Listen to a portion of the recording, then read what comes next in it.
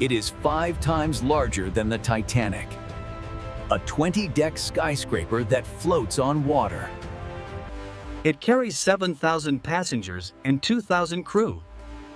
A population larger than a small town. We have conquered the ocean, not with wood and sail, but with steel and electricity. But before the cocktails and water slides, this giant begins as a dark, cold plate of steel. We are at the shipyard, a place so big, workers use bicycles to get from one end to the other. The ship is not built as one piece.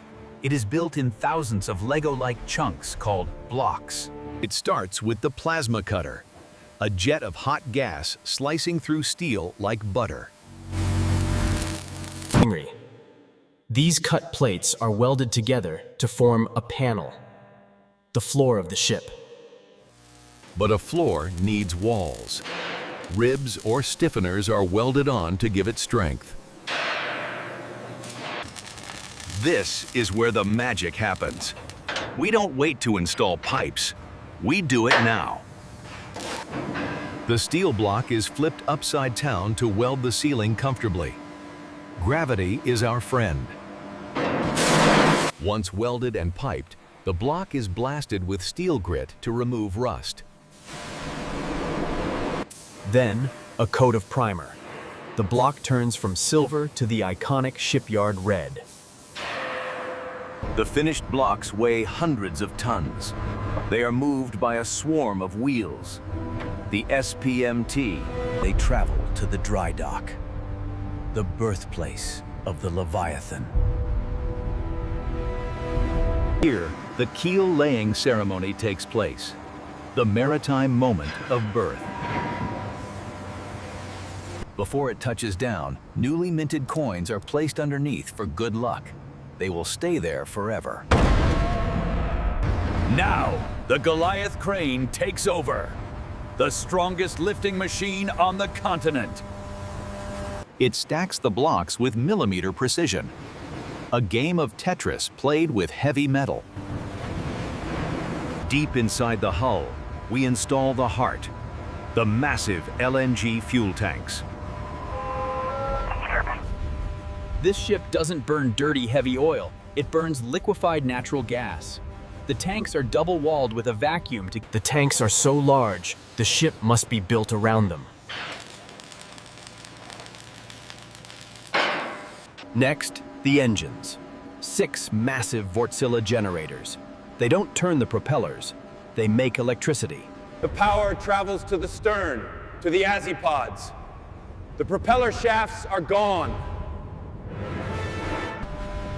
These electric pods hang outside the hull. They can rotate 360 degrees, allowing the ship to spin in circles. At the front, we install the nose, the bulbous bow. It looks strange, like a battering ram. This bulb changes the way water flows around the hull, reducing drag and saving tons of fuel. Before the water comes, the hull must be painted. We use a special anti-fouling coating. Now, the propellers. They are not cast in the shipyard. They arrive on special trucks. Each blade is bolted onto the azipod hub. The tolerance is tighter than a watch mechanism. The hull is complete. It sits in the dry dock like a beached whale. It is time for the float out. Valves are opened. The ocean begins to flood the dock. Slowly, powerfully, the 100,000-ton steel mountain lifts off the ground. Tugboats attach their lines. They pull the empty hull out of the dock. It is towed to the outfitting pier. Here, it will transform from a steel shell into a hotel. The superstructure is added, the upper decks where the fun happens. Miles of electrical cables are pulled through the ship, enough wire to wrap around the world. Bridge is installed. The brain of the beast. Building 3,000 staterooms on board would take forever. So we cheat. We build them in a factory miles away. Inside these boxes, everything is already finished. The bed, the TV, even the curtains are hung. Trucks deliver the cabins to the pier.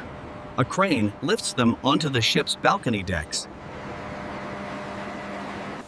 They are slid into the steel frame like drawers in a cabinet. Plug and play. Now for the crown jewel, the Aquadome, the largest glass and steel structure ever lifted onto a ship. It weighs 360 tons. One gust of wind, and it could smash the bridge. It lands perfectly. Inside, this will become a theater with a 50-foot waterfall. In the center of the ship, we install the Pearl, a kinetic art sphere that holds the ship together structurally. On the top deck, the Thrill Island takes shape. Caucasian female workers assemble the colorful spaghetti of water slides. These are not backyard toys. They must withstand hurricane winds and the rolling of the ship. The infinity pool is suspended off the side of the ship, swimming over the abyss. Miles of carpet are laid. Chandeliers are hung. The steel factory becomes a floating palace. The hotel is ready, but can it sail? It is time to wake the sleeping giant. The massive exhaust funnels puff white smoke. The ship breathes for the first time. Lines are cast off. No tugboats this time. The captain pushes the Azipod levers. We head to the open ocean for sea trials, the ultimate road test. We push the engines to 100%. The ship cuts through the waves at 25 knots. Then, the hard rudder test. The ship is forced into a tight turn at full speed. Inside, engineers measure the tilt. If it leans too far, the pools will empty themselves. Now, the crash stop. Full reverse. Trying to stop 100,000 tons of steel instantly. The anchor drop test. Letting go of 20 tons of iron to see if the brakes hold. Silence is golden. We test for vibration. A luxury ship cannot shake like a washing machine. Past. The ship returns to port for the final stage, the arrival of the soul.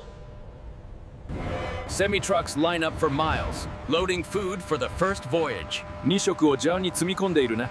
これが最初の航海だな。The kitchens fire up.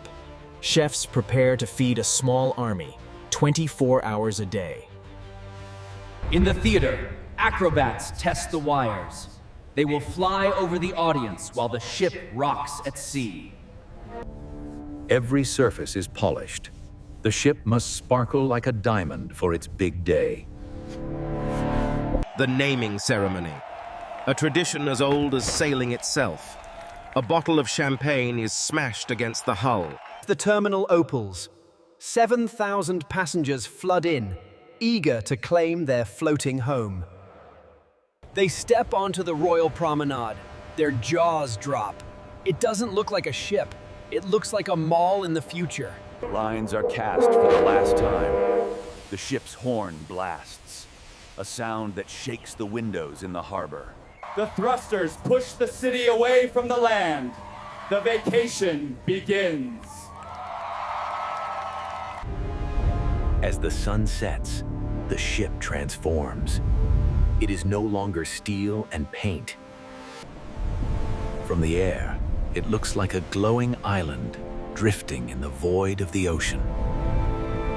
The engines will run non-stop for 25 years. The city that never sleeps and never stops moving. We have conquered the ocean, not with wood and sail, but with steel and electricity. Is the icon of the A seas. marvel of modern engineering. A testament to human ambition.